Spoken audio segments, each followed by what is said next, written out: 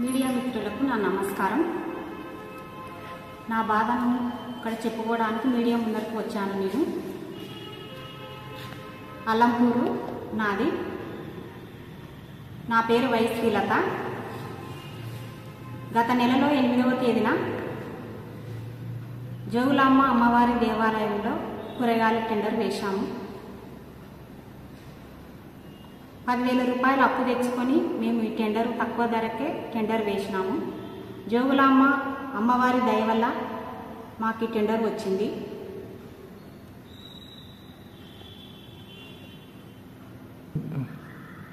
జోగులాంబ అమ్మవారి సేవ చేస్తూ మేము జీవనోపాధి పొందటానికి టెండర్ వేసినాము.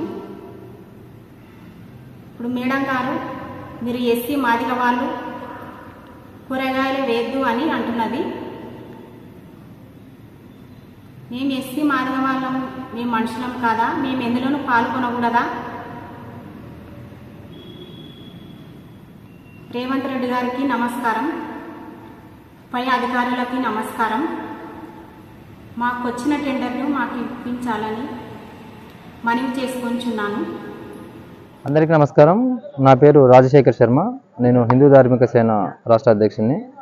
జోగులాంబ క్షేత్రం నుంచి మాట్లాడుతున్నది ఏంటంటే, గత నెలలో జోగులాంబ బాలబ్రహ్మేశ్వర స్వామి దేవాలయంలో వివిధ రకాల పనులకు సంబంధించినటువంటి టెండర్లు వేయడం జరిగింది. ఈ టెండర్లకు ముందే ఈవో గారికి, కమిషనర్ గారికి నేను చెప్పింది ఏంటంటే, దేవాలయ పరిసరాలలో జరిగేటువంటి ప్రతి కార్యక్రమంలో కూడా హిందూ విశ్వాసాలను, కట్టుబాట్లను ఫాలో అయ్యే వాళ్ళు మాత్రమే ఉండాలని చెప్పడం జరిగింది.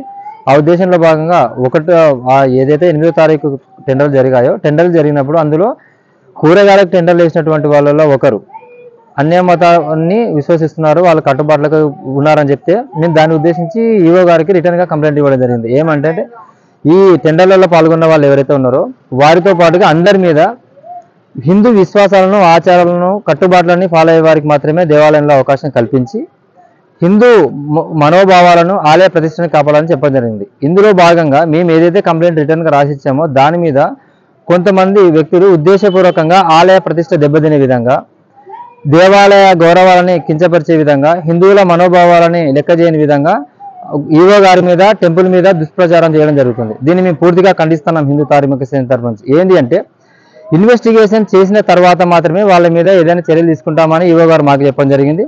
అదేవిధంగా ఎవరైతే సదరు వ్యక్తి ఉన్నారో వారికి కూడా ఆమె ఎక్స్ప్లెనేషన్ ఇవ్వడం జరిగింది. దేవాదాయ శాఖ ఏదైతే ఉంటుందో దానిలో ఆంధ్రప్రదేశ్ ఎండోమెంట్ రిలీజియస్ యాక్ట్ ఏదైతే ఉందో 1987లో 2011 ఆగస్టు 2వ తారీఖు రోజు అప్పటి కమిషనర్ గారు ఇచ్చినటువంటి రూల్ ఏంటంటే, హిందూ దేవాలయాల్లో కానీ, హిందూ సంస్థలలో కానీ హిందూ సాంప్రదాయాలను, ఆచరణను పాటించే వాళ్ళని మాత్రమే తీసుకోవాలనేది ఒకటి ఉంది. దాని ప్రకారం ఇంకొకటి ఆర్టికల్ 26 మరియు ఆర్టికల్ 16/5లో కూడా హిందూ దేవాలయాల్లో కానీ, హిందూ సంస్థలలో కానీ, హిందూ ఆర్గనైజేషన్లలో కానీ వాళ్ళకి నచ్చిన విధంగా హిందూ సాంప్రదాయాలను పాటించే వాళ్ళని మాత్రమే పెట్టుకునే పూర్తి స్వేచ్ఛ, బాధ్యత, హక్కులు వాళ్ళకు ఉంటాయి. మేము ఆ ప్రకారంగానే దీన్ని అబ్జెక్షన్ చేయడం జరిగిందే కానీ ఇక్కడ ఏ కులానికో, ఏ మతానికో వ్యతిరేకంగా మేము జోగులాంబ మాతే నమః. నేను అల్లంపూరు నివాసిని, రైతు సంఘం యొక్క మెంబర్ని. తమరితో మనవి చేయడం ఏమనగా అంటే, అల్లంపూరు దేవాలయం మీద ఒక 3 రోజుల నుంచి చాలా విచిత్రమైన ప్రచారం చేస్తున్నారు. అవినీతి జరిగిందని కొంతమంది ఈవో గారి కుల మతాలను చూపిస్తని ఈవో మీద కంప్లైంట్ చేయడం ఇలా జరుగుతుంది. వాళ్ళకు అతీతంగా ఇంతకుముందు దేవాలయంలో అందరం వచ్చి చేసుకుంటుండే, ఈరోజు కులం పేరు తీసుకొచ్చి బయటికి దేవాలయం మీద అంతా అనేకమైన ఆరోపణలు చేసుకుంటూ, అవినీతి మరకలు అంటిస్తూ, దేవాలయాన్ని దుష్ప్రచారం చేసి దేవాలయాన్ని ప్రతిష్ట దెబ్బతినేటట్లు చేస్తున్నారు కొంతమంది. అది తప్పు. ముందుగా అల్లంపూర్ గ్రామ ప్రజలకు అండ్ దేవాదాయ ధర్మాదాయ శాఖ తరపున నమస్కారము. జోగులాంబ బాలబ్రహ్మేశ్వర స్వామి ఈఓ దీప్తి మాట్లాడుతున్నాను.